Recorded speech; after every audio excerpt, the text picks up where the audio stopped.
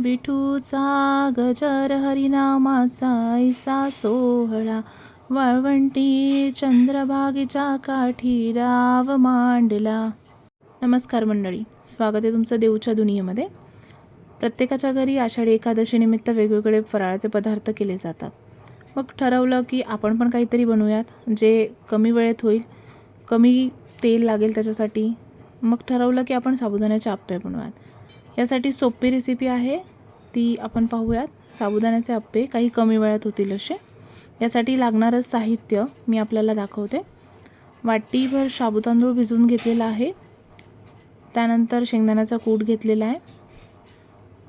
एक मीडियम आकाराचा बटाटा जो शिजवून घेतलेला आहे. कापलेली मिरची, मिरचीचा थोडासा ठेचा, मीठ चवीप्रमाणे आणि तेल. या सगळ्या साहित्यात मिनिमम 2 लोकांचे नाश्ता किंवा अप्पे बनवू शकतात, तर आपण हे प्रमाण घेऊ शकता. आता हे जे सगळं साहित्य आहे ते आपण एका भांड्यामध्ये मिक्स करणार आहोत.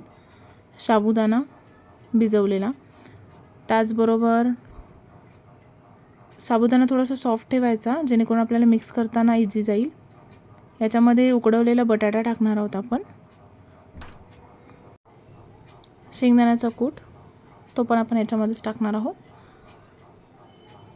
त्यानंतर कट केलेली मिरचीची पेस्ट देखील केलेली आहे, म्हणजे प्रॉपरली त्याच्यामध्ये मिक्स होईल तिखटपणा. आणि चवीनुसार मीठ आपण याच्यामध्ये टाकलेलं आहे. जर आपण जिरं खात असाल उपवासामध्ये तर आपण ते सुद्धा यामध्ये टाकू शकता. आता हे जे सगळं मिक्सचर आहे ते आपल्याला हाताने प्रॉपरली मिक्स करून घ्यायचं आहे, जेणेकरून त्याचा एक असा पिठाच्या गोळासारखा असा त्याचा डो बनवायचा आहे. त्यासाठी साबुदाणा आपण प्रॉपरली सॉफ्ट थोडासा भिजवा, जेणेकरून आपल्याला हे मिक्सचर प्रॉपरली करता येईल. हे मिक्सचर प्रॉपरली मिक्स करून घ्यायचं जेणेकरून त्याचा प्रॉपरली डो बनेल. बटाटा त्यासाठी बॉईल पण व्यवस्थित करून घ्यायचा. असा डो बनवायचा. 5 ते 10 मिनटं रेस्ट करायला ठेवू शकता, नाही रेस्ट केलं तरी चालेल. आपण याचे छोटे छोटे गोल, जसं लाडू बनवतो आपण तसे गोळे बनवून घ्यायचे मिनिमम साईजचे, जेणेकरून ते अप्प्याच्या भांड्यामध्ये त्या साईजमध्ये बसू शकतील आणि प्रॉपरली शेकू शकतील. आता असे छोटे छोटे गोळे बनवून घ्यायचे एका प्लेटला साईडमध्ये.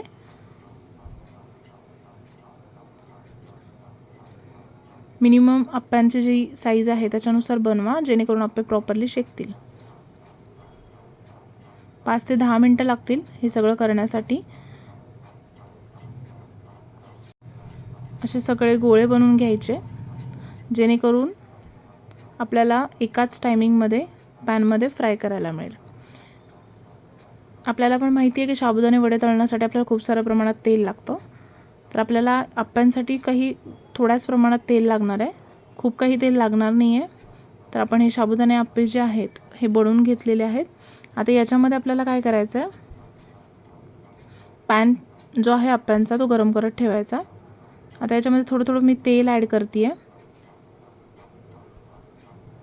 जेणेकरून अप्पे प्रॉपरली जो साबुदाणा आहे तो प्रॉपरली त्याला चिपकणार नाही आणि अप्पे फ्राय होण्यामध्ये सुद्धा थोडंसं हेल्प होईल.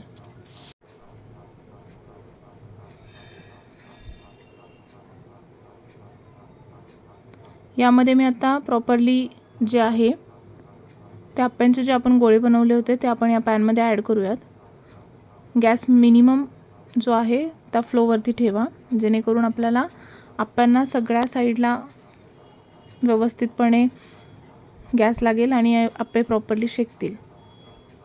हे आपण गोळे याच्यामध्ये टाकलेले आहेत. आता आपल्याला मिनिमम गॅस करायचा आणि त्याच्यावरती एक प्लेट झाकण ठेवायचं आहे. थोडं थोडं तेल टाका जेणेकरून अप्पे प्रॉपरली शेकतील. आता इतकंच तेल लागणार आहे, याच्या व्यतिरिक्त आपल्याला काही ॲडिशनल तेल नाही लागणार आहे. तर हे तेल टाकल्यानंतर आपण याच्यावरती झाकण ठेवणार आहोत आणि मिनिमम फ्लेमवरती अप्पे जे आहेत तर ते शिजण्यासाठी ठेवणार आहोत.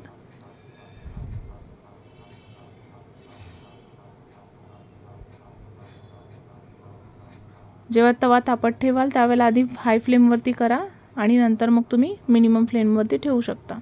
एक झाकण ठेवलेलं आहे ज्याच्या थ्रू आपल्याला प्रॉपर अप्पे शेकायला हेल्प होईल. 5 मिनटानंतर झाकण काढून तुम्ही एकदा अप्पे चेक करा. एका साईडने ते प्रॉपरली फ्राय झालेले असतील तर आपल्याला काय करायचं आहे, हे एका चमच्याच्या माध्यमातून तुम्ही याला असं टर्न करू शकता, जेणेकरून एका साईडने तुम्ही पाहू शकता आप्पा जे आहे ते प्रॉपरली शेकलेलं आहे. आणि तसंच आपल्याला हे सगळे आप्पे जे आहेत ते गोल त्याची साईड चेंज करून घ्यायची आहे. असे सगळेच आप्पे आपल्याला त्यांची साईड चेंज करून घ्यायची. एक साईडने आपण पाहू शकता किती खरपूस असे शेकलेले आहेत ते प्रॉपरली. असे सगळेच आप्पे मी टर्न करून घेतलेले आहेत, जेणेकरून दुसऱ्या साईडने ते प्रॉपरली शेकतील. आता पुन्हा एकदा आपण त्याच्यावरती झाकण ठेवू शकता.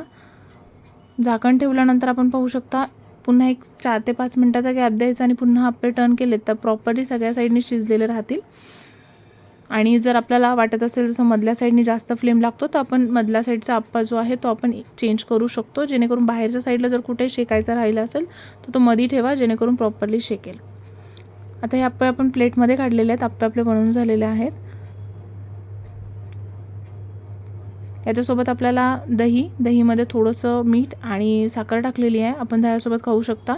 शेंगदाण्याची चटणी किंवा हिरवीसुद्धा चटणी आपण बनवू शकता खोबऱ्याची, त्याच्यासोबत हे आप्पे अगदी चविष्ट लागतील. आपण पण हे आप्पे बनवा, खूप छान होतात, कमी वेळेमध्ये होतात आणि कमी साहित्यसुद्धा यासाठी लागतं आणि खूप टेस्टी लागतात. नक्कीच ट्राय करा. एखाद्या उपवासाच्या दिवशी जसं सोमवार असेल, गुरुवार असेल, जे काही तुम्ही उपवास पकडत असाल त्या टायमिंगला तुम्ही ही रेसिपी करू शकता. करून पहा, कमेंटमध्ये सांगा कशी वाटली तुम्हाला रेसिपी. आवडल्यास लाईक, शेअर, सबस्क्राईब जरूर करा. थँक्यू.